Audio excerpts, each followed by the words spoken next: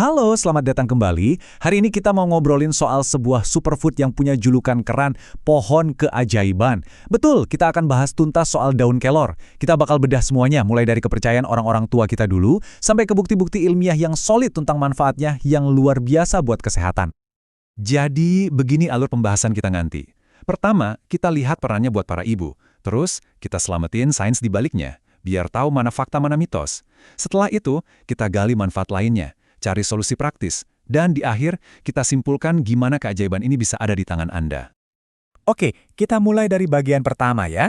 Kita akan fokus ke sebuah pengalaman yang, kayaknya akrab banget buat para ibu baru di seluruh Indonesia. Mungkin Anda pernah dengar pertanyaan ini kan? Nah, julukan pohon ajaib ini sering banget dilekatkan ke daun kelor. Dan ini bukan tanpa alasan loh. Tanaman ini tuh dianggap kayak anugerah, terutama bagi mereka yang baru aja memulai babak baru sebagai seorang ibu. Kenapa? Karena salah satu kekhawatiran terbesar seorang ibu baru adalah soal produksi air susu ibu atau ASI. Cukup nggak ya? Lancar nggak ya? Nah, secara turun-temurun, daun kelor inilah yang jadi andalan buat menjawab semua kecemasan itu. Dan masalah ASI ini serius banget loh. Angka yang Anda lihat ini, 21,6%, itu adalah angka stunting di Indonesia menurut survei status gizi tahun 2022. Salah satu kunci utama buat mencegah stunting apa coba? Ya, ASI eksklusif yang berkualitas dan jumlahnya cukup. Makanya, kelancaran produksi ASI ini jadi prioritas kesehatan nasional kita. Oke, dari tadi kita ngomongin soal tradisi. Tapi, apa kata sains? Sekarang, yuk kita geser dari cerita turun-temurun ke data dan bukti ilmiah yang konkret. Nah, ini dia pertanyaan pentingnya. Keampuhan daun kelor buat melancarkan ASI ini cuma mitos yang diwariskan dari nenek moyang atau beneran ada data ilmiah yang bisa kita pegang? Jawabannya, ada. Lihat deh tabel dari sebuah penelitian ini. Peneliti mengukur kadar prolaktin. Ini hormon yang tugasnya memicu produksi ASI. Hasilnya, wow, jauh banget bedanya. Kelompok ibu yang minum kelor, kadar prolaktinnya rata-rata 231,72. Bandingkan sama kelompok kontrol yang cuma 152,75. Dan angka inilah yang jadi penentunya.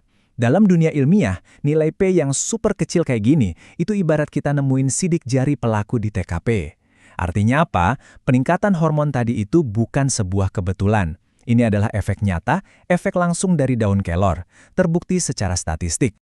Jadi, kesimpulan ilmiahnya, daun kelor itu terbukti sebagai galaktagog. Ini istilah kerennya aja, artinya simple kok, zat pelancar ASI. Kenapa bisa begitu?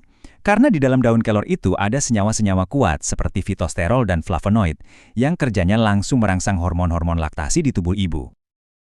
Tapi tunggu dulu. Keajaiban daun kelor tuh nggak berhenti di urusan ASI aja. Manfaatnya ternyata jauh lebih luas dari itu. Dan inilah yang bikin dia pantas banget dapat julukan superfood. Nah, biar adil dan kita lihat gambaran besarnya, penting juga untuk tahu kalau ada penelitian yang hasilnya beda-beda. Contohnya, studi dari Sulistiawati tidak menemukan efek signifikan ke berat badan bayi. Tapi, studi lain dari Kristianti justru menemukan ada perbedaan signifikan.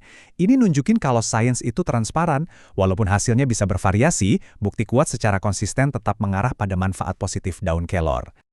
Dan lihat deh, betapa banyaknya manfaat kelor. Ini bukan cuma buat ibu menyusui. Dia bisa bantu kontrol gula darah, penting banget kan? Terus, antioksidannya tinggi, bagus buat melawan penuaan dan jaga kesehatan jantung. Bahkan, ada penelitian awal yang menunjukkan potensinya buat menghambat sel kanker.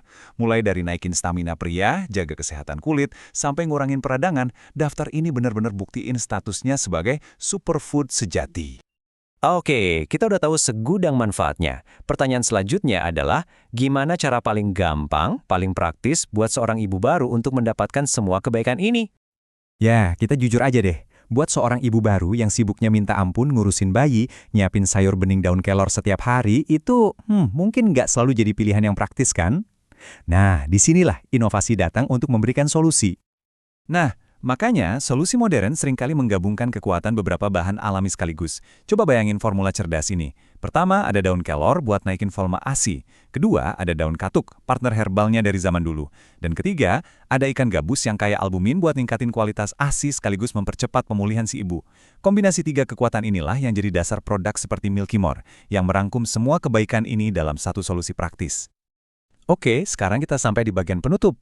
Mari kita rangkum semua yang sudah kita pelajari dan apa artinya ini buat kita semua.